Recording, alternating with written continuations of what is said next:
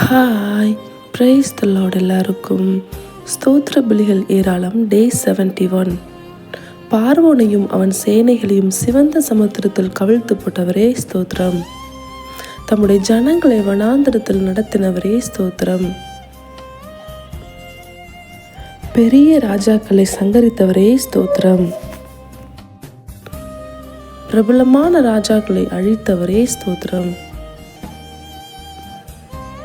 எமோரியரின் ராஜாவாகிய சீகோனை அழித்தவரே ஸ்தோத்திரம். பாசானின் ராஜாவாகிய ஓகை அழித்தவரே ஸ்தோத்திரம். அவர்கள் தேசத்தை இஸ்ரவேலுக்கு சுதந்திரமாக தந்தவரே ஸ்தோத்திரம்.